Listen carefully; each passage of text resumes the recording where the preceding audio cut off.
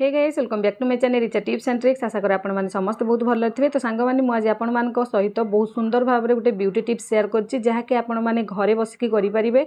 ता सहित एबे तो खरा दिन चलछि, आपण माने समस्त जानछन्ती खरा दिन रे बाहर को बाहरले खरा दिने मुह कला पड़ी जाए, स्किन कला पड़ी जाए। तो सेति पई एई परिका जदी ग्लो आनिया पई चाहुचन्ती आपण को फेस रे, ताले आजिर होम रेमेडी को निहाती भाव में ट्राई करंतु। तो चलंतु संपूर्ण वीडियो देखिनवा। तो प्रथमे एठी कोन करिवे, गोटे गिन्ना हो किबा प्लेट रे आपण माने 2 चम्मच बेसन नेबे। बेसन समस्त जानते बेसन स्किन पे केते बेनिफिट, आपनकर स्किन को व्हाइटिंग करने सहित ग्लोइंग करने सहित आपनकर स्किन को सफा रखिबारे ता सहित गोटे नेचुरल ग्लो आनिबारे साहाय्य करे। तो तापर आपण माने समस्त जानते घरे प्राय समस्तंकर बेसन थाए। बेसन पूरा आम स्किन पे रामबाण परी काम करिवो। तो ये 2 चम्मच बेसन नहीं सरला परे से सेम चम्मच रे आपण माने कोन करिवे, मेजरमेंट टिके भले ध्यान रे देखंतु। से सेम चम्मच रे आपण माने गोटे चम्मच देबे दही, जोटा कि भलो फ्रेश दही नेबे। तापर आपण माने नेबे एलोवेरा जेल, आपण माने एलोवेरा जेल एथिरे गोटे चम्मच देबे। जदि आपनक पाखरे एलोवेरा जेल नाही ताले या जगह कोन ऐड करिवे मु कहिबे आपण मानकु वीडियो रे। तो आपण माने निश्चिंत वीडियो टिको भलो सहित देखंतु। तो आपण माने एथि एलोवेरा जेल पाखा पाखी गोटे चम्मच आपण माने देई देबे। तापर एथि आ गोटे जिंस आपण मानकु ऐड करिया को पड़िबो, जोटा कि आपण मानकु घरे इजीली मिली जिवो गोलाप जल। गोलाप जल तो प्राय समस्तक घरे समस्त रखुचंती।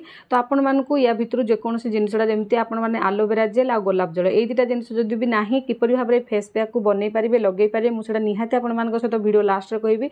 जमा भी आपण माने स्किप करंतुनी, बहुत इजी ट्रिक रे आहुरी इजीली आपण माने याकू व्यवहार करी लगै परिबे। आ खरा दिन आपण को स्किन को ग्लोइंग करिवारे सहाय्य करि परिबे। तो देखंतु एठी प्रथमे कोन करिवे, याकू भलो भाबरे सबु को गोळेई नेबे। तो सांग माने मु आपण मानका कंफ्यूज करिबिनी। जदि आपण को पाखरे गोलाप जल एलोवेरा जेल नाही ताहले आपण माने कोन करिवे, एमती 2 चम्मच बेसन नेबे, गोटे चम्मच दही नेबे। जदि आपण को घरे महू थिबो, माने अधिकांश समस्त तो हम घरे महू रखंती, समस्त घरे महू रखंती। तो महूरु आपण माने कोन करिवे, हाफ चम्मच दे देबे, गोळेई की लगै परिबे। नहले जदि महू भी आपण को पाखरे नाही, गोटे पिंच हबर हल्दी पके, पूरा जस्ट कस्तूरी हल्दी देथिबो नेबे। नहले नॉर्मल आपण माने रुसेई रे जो व्यवहार करते गोटे पिंच पाखा पाखी हल्दी देकी, दही हल्दी आ बेसन एई तीनटा को भी भलो भाबरे मिक्स करके आपण माने लगै परिबे। तो देखंतु फेस रे अप्लाई करिया पूर्वरु आपण माने फेस को भलो भाबरे क्लीन कर देथि परे फेस पैक को अप्लाई करिवे। तो देखंतु आपण माने एमती हल्का हल्का मसाज करके, बेसी रगड़ीबेनी किंतु हल्का आपण माने जदि ब्रश सहायता रे लगै परिबे, नहले हाथ रे भी एमती सर्कुलेशन मोमेंट रे मसाज करि लगेबे।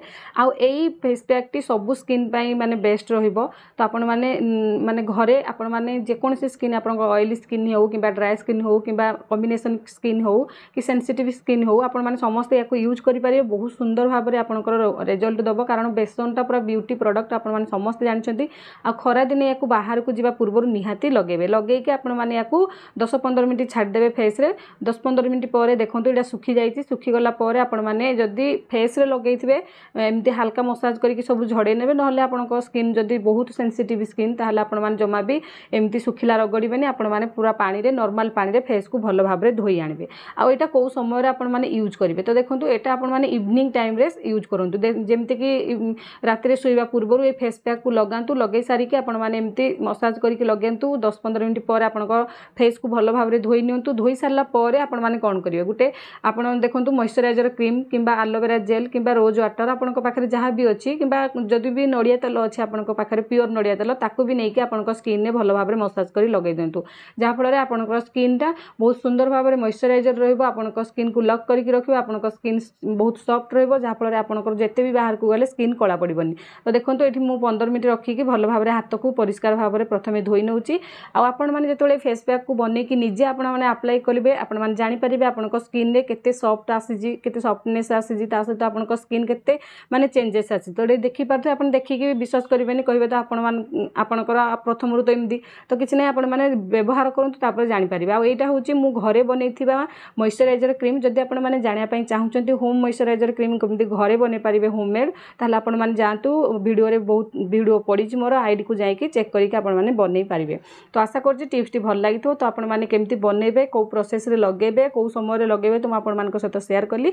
आशा करछि आपण माने ए टिप्स टी को निहाती अप्लाई करिवे, कारण ये नेचुरल जिंस किछि भी आपण मानकर साइड इफेक्ट हबनी। आपण माने याको अप्लाई करंतु। आ अप्लाई करि सारी कि आपण माने याको माने एमिति आज आपण माने अप्लाई करे, पुनी मासे कि 10 दिन 15 दिन पर अप्लाई करे, सेमिति नुह। जेहेतु खरा दिन चलछि, डेली आपण माने याको अप्लाई करंतु, कोनोसी भी प्रॉब्लम हबनी। आपण माने सब दिन याको व्यवहार करि परिबे। आपण माने 7 दिन व्यवहार प्रथमे करिकि देखंतु। जदि आपनको स्किन चेंज न आसीछि ताहले आपण माने से कमेंट करिवे। आ आपण मानको जदि आज वीडियो टी भल लागि तो वीडियो को लाइक करिवे। चैनल नुआ थिले प्लीज मो चैनल टी को सब्सक्राइब कर देबे। रहिली जय जगन्नाथ।